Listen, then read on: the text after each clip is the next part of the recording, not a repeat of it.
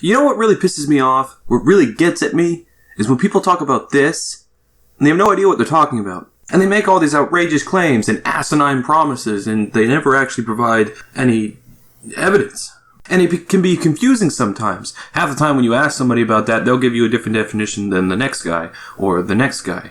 Or they'll give you a definition that seems very similar to the last one you just heard, when talking about all this stuff. And what I hope to point out in this video is that all this stuff, no matter what you call it, has the same flaws and the same fundamental problems. What I'm not going to do is I'm not going to throw out all these buzzwords that are like undefinable and nobody knows what they mean. What I am going to do is I'm going to use history and economic information. And when talking about all the consequences and the pragmatic policies that surround socialism, we first have to talk about the first socialist government, the Soviet Union. And I know half of you guys are shaking your fists right now saying that the Soviet Union were a bunch of communists and not socialists, but there's a really fine line in between the two. And even if you look at the Soviet Union's own constitution, or just look at the terms USSR, the word is socialist. They never ever use the word communist. You see, when the Russians first started the Soviet Union, they started with a lot of ideal economic policies, such as worker co-ops for industry, and collectivization of agriculture from the farmers. A worker co-op, in a basic sense, it's a company-owned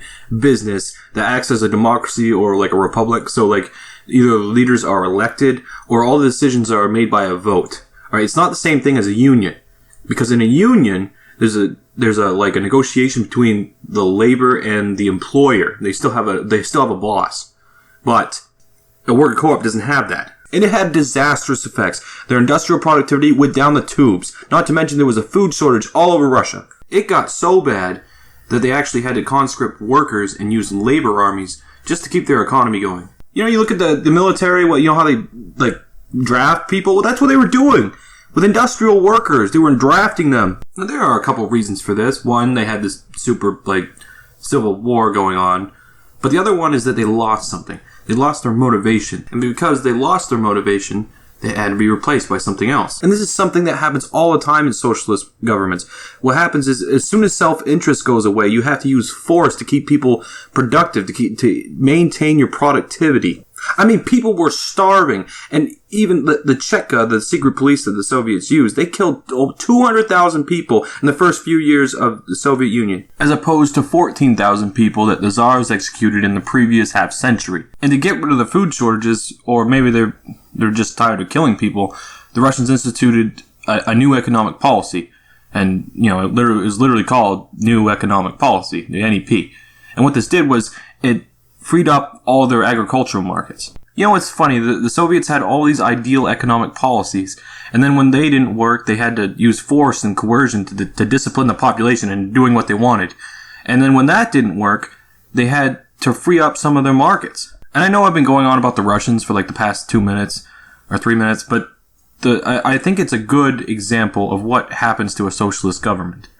Okay, first they use force, and then they have to free up their markets. And this doesn't happen just to the Russians. I mean, freeing up their markets, it happens all the time with other communist and socialist governments. The Chinese do this all the time, especially with real estate.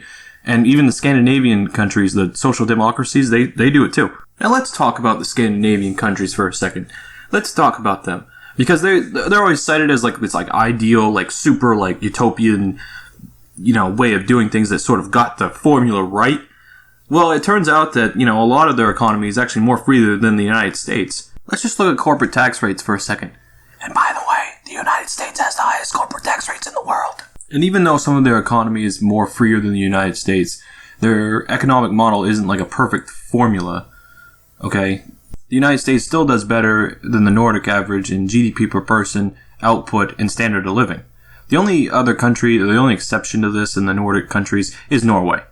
And why does Norway have a higher GDP per person than the United States? Well, it's because they have a lot of oil and not that many people. But even with that high GDP per person, Norway's standard of living is meh, and their net worth is pretty low. And just a quick thing on standard of living, the OECD, if you go to the OECD, you know, website, and they have this thing called the Quality of Life Index, and in this, they talk about like, you know, all these things that affect your life and how, like, it's supposed to measure how good your economy is doing and whatnot. But some of it's a complete bullshit, okay?